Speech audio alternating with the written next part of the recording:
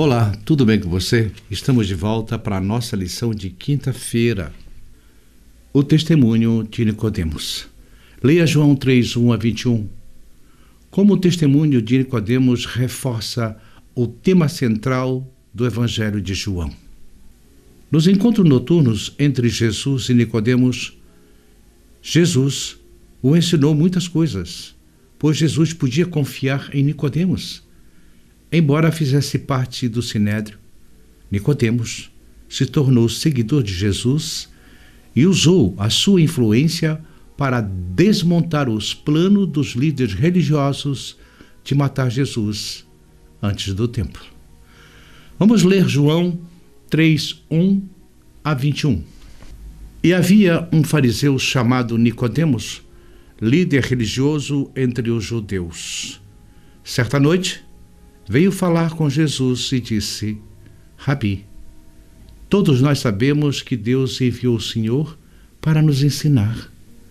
Seus sinais são prova de que Deus está com o Senhor. Nicodemos, depois de testemunhar alguns dos milagres de Jesus e a purificação do templo, compartilhou com alguns judeus e achavam que Jesus era o Messias que os libertaria do jugo romano, mas ficaram perplexos quando Jesus explicou a natureza espiritual do seu reino. Nicodemos era cauteloso e não se declarou abertamente um seguidor de Jesus até depois da crucificação.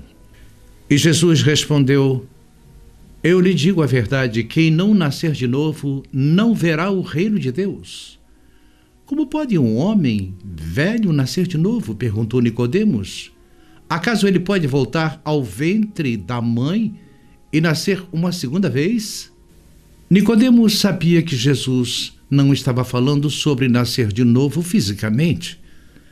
A sua resposta não implica que ele realmente pensasse assim, como ele, sendo um judeu piedoso, precisava experimentar o que Jesus mencionou. Então, no verso 5, Jesus respondeu: Eu lhe digo a verdade. Ninguém pode entrar no reino de Deus sem antes nascer da água e do Espírito. Os seres humanos podem gerar apenas vida humana, mas o Espírito dá luz à vida espiritual. Portanto, não se surpreenda quando eu digo: é necessário nascer de novo. Então Jesus explicou o nascer de novo. A referência à água é uma clara alusão ao batismo com água, que era administrado pelos prosélitos judeus e que parece ter sido praticado pelos arsênicos. Além disso, por muitos anos, João batizou seus companheiros judeus no Rio Jordão. Porém, os fariseus, que afirmavam possuir um grau mais elevado de justiça, se recusaram ao batismo. Nicodemos, sem dúvida, ouviu João em suas declarações sobre o batismo com água e com o Espírito Santo. Nicodemos antecipou a sua entrada no reino de Deus ao nascer judeu e ser piedoso. Mas Jesus declarou que qualquer coisa menos do que uma transformação completa de vida através do poder do Espírito Santo era inadequada. Vamos ao verso 8. O vento sopra onde quer, assim como você ouve o vento, mas não é capaz de dizer de onde ele vem, nem para onde ele vai. Também é incapaz de explicar como as pessoas nascem do Espírito. Como pode ser isso? Perguntou Nicodemos. E Jesus respondeu: Você é um mestre respeitado em Israel e não entende essas coisas? Como o vento, o novo nascimento é invisível. O raciocínio de que o novo nascimento é uma ficção da imaginação porque não é visto com os olhos da carne.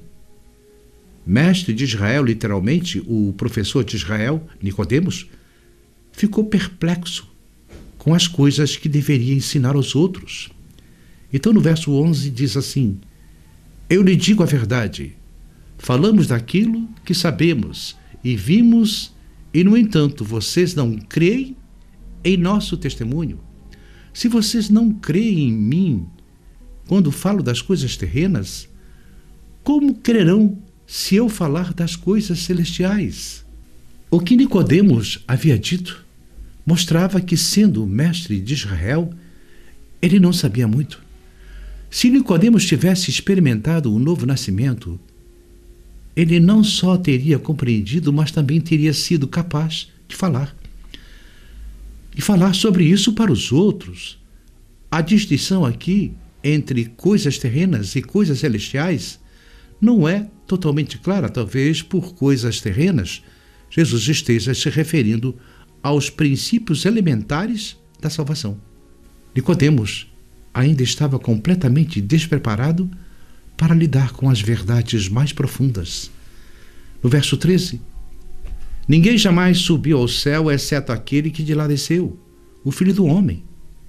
E como Moisés no deserto levantou a serpente de bronze numa estaca, também é necessário que o Filho do Homem seja levantado, para que todo que nele crer tenha vida eterna.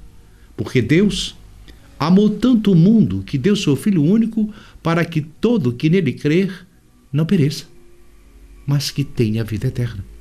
Deus enviou seu Filho ao mundo não para condenar o mundo, mas para salvá-lo por meio dele. Ninguém pode falar com autoridade sobre coisas celestiais a menos que tenha estado no céu.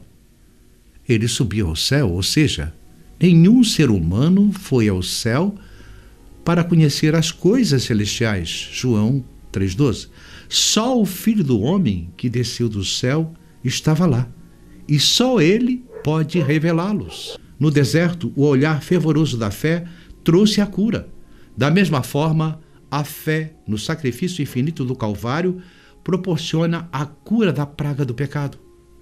Nicodemos, quando viu Jesus pendurado na cruz, deve ter se lembrado vividamente da figura de Moisés levantando a serpente no deserto e das palavras de Jesus de que ele seria levantado.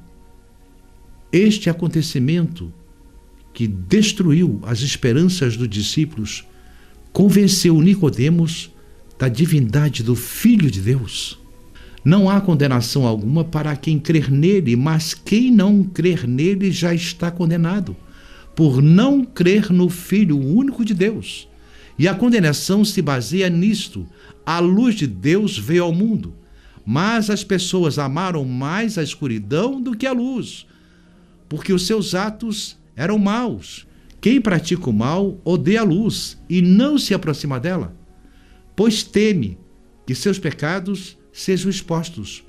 Mas quem pratica a verdade se aproxima da luz, para que outros vejam que ele faz a vontade de Deus. João é rápido em explicar que aqueles que não acreditam no Filho já foram condenados, simplesmente porque se recusaram a acreditar. O propósito de Deus, ao enviar o Filho ao mundo, é salvar o mundo. Deus quer que todos os homens sejam salvos, e através do grande dom do seu Filho, ele providenciou a sua salvação. Mas a vontade de Deus deve ser confirmada pela vontade de cada indivíduo, para que seja eficaz. A salvação é apenas para aqueles que creem e recebem a Cristo. Deus não impõe a salvação, nos dá o livre-arbítrio de aceitar ou não a salvação. Deus não pode salvar aqueles que não querem ser salvos, mas aqueles que creem em Cristo como seu único Deus e Salvador, estes se tornam filho de Deus por adoção e passam a ser o povo de Deus do Israel espiritual. E você, quer fazer parte desse povo? Eu quero. Bem, então não perca a lição de sexta-feira, o estudo adicional. Até amanhã, se Deus permitir. Olha, tem muito barulho lá embaixo. Vai ter uma festa. Eu tive que fazer correndo. Não posso refazer. Então eu tenho que dar meu jeito do jeito que está, porque o barulho está muito alto e eu estou quase gritando aqui no microfone. Tá bom? Até amanhã, se Deus permitir.